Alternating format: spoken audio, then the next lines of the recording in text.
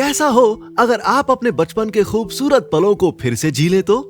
कैसा हो अगर आपको अभी ये पता चल जाए कि आप बूढ़े होने के बाद कैसे लगेंगे? क्या कोई ऐसा तरीका है जिससे हम गुजरे दिनों या आने वाले दिनों की झलक देख सकें? क्या टाइम ट्रेवल मुमकिन है? वैसे सच तो ये है कि हम सभी टाइम ट्रेवल करते हैं। हालांकि इस बात पर पूरी तरह से दावा नहीं किया जा सकता। सभी वैज्ञानिक ये नहीं मानते कि टाइम ट्रेवल मुमकिन है।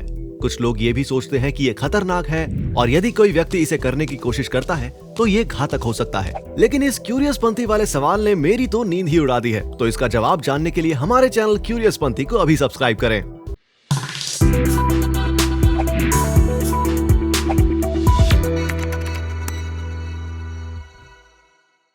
20वीं सदी के एक वैज्ञानिक अल्बर्ट आइंस्टाइन ने स्पेशल रिलेटिविटी नाम की एक थियरी बनाई थी। आइंस्टाइन की इस थियरी के अनुसार समय का तेज या धीमा होना इस बात पर निर्भर करता है कि आप किस चीज के समक्ष कितना तेज चल रहे हैं। जितना तेजी से हम अंतरिक्ष में यात्रा करते हैं, उतनी ही धीमी गति से हम समय में यात्रा यानी टाइम ट्रेवल करते हैं। चलिए अब स्पेशल रिलेटिविटी को ट्विन पैराडॉक्स के उदाहरण के जरिए समझते हैं। ट्विन पैराडॉक्स जैसे प्रयोग स्पेशल रिलेटिविटी को समझने के लिए बनाए गए हैं, जिनमें दो जुड़वां भाई शामिल हैं, जैक और जॉन। जॉन ने फैसला किया कि वो अंतरिक्ष में जाएगा, वो भी तेज रफ्तार से चलने वाले रॉकेट में, और दूसरा भाई जैक यहीं नीचे रहने का फैसला करता है। मान लीजिए इस वक्त दोनों की उम्र 15 साल है।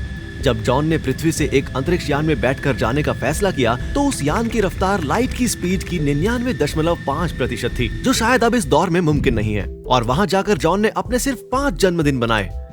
तो जब वो 20 साल का हुआ तो अपने घर लौटा और उसने देखा कि उसका भाई जैक अब 65 साल का हो गया है और अपने पोते पोतियों के साथ मजे कर रहा है। क्योंकि जॉन के लिए समय बहुत धीरे चला, इसलिए उसने सिर्फ 5 जन्मदिन मनाए।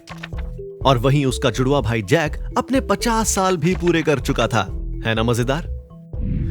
लाइट की स्पीड के करीब जॉन अपने स्पेसशिप में था और अपने जुड़वा भाई के मुकाबले बहुत धीरे उसकी उम्र बढ़ रही थी। लेकिन क्या ये सच में टाइम ट्रेवल है? शायद उस तरह नहीं जैसे हम सोचते हैं, लेकिन अंतरिक्ष और समय की बात करें तो ऐसा ही होता है। तो अगर जॉन का सफर 2003 में शुरू हुआ तो सिर्फ 5 सालों में ही वो 2053 में पहुंच गया, और वहीं जैक को 50 साल लग गए। इसका मतलब यह हुआ कि जॉन टाइम ट्रेवल कर रहा था। अब तक हमने आने वाले समय के टाइम ट्रेवल की बात की है, लेकिन क्या समय में पीछे जाना मुमकिन है? टाइम ट्रेवल के बारे में सुनकर दिमाग हिल जाता है। कैसा हो अगर आप समय में पीछे जाएं और अपने मम्मी पापा को मिलने ही ना दें? लेकिन अगर वो मिलेंगे ही नहीं तो आप पैदा कैसे होंगे? और अगर आप पैदा ही नहीं होते तो समय में पीछे जाकर उन्हें एक दूसरे से मिलने से कैसे रोकते?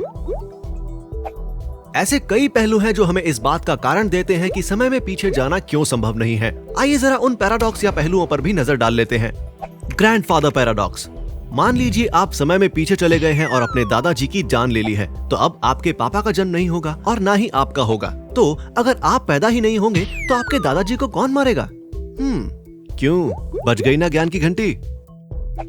Hitler paradox. आपने टाइम ट्रेवल किया और पीछे चले गए, उसके बाद आपने हिटलर को मार दिया।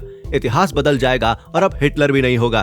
तो जब हिटलर ही नहीं होगा तो आपको समय में पीछे जाने की जरूरत ही क्या है? Infinite loop paradox.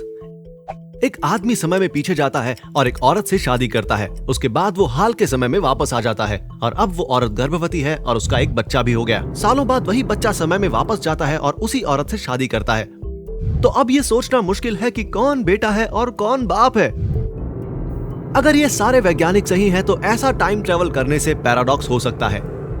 तो इसका मतलब है कि हमें जवाब मिल गया, पिछले समय में वापस जाना मुमकिन ही नहीं है। तो अगर सवाल ये है कि क्या फ्यूचर का टाइम ट्रेवल किया जा सकता है, तो जवाब है हाँ। लेकिन अगर पीछे समय की बात करें तो ना। इसी बात पर जल्दी से हमारे चैनल क्यूरियस पंथी को सब्सक्राइब कर लें और हाँ, नोटिफिकेशन बेल को जरूर दबाएं। क्यूरियस पंथी, बजाओ अपने ज्ञान की घंटी।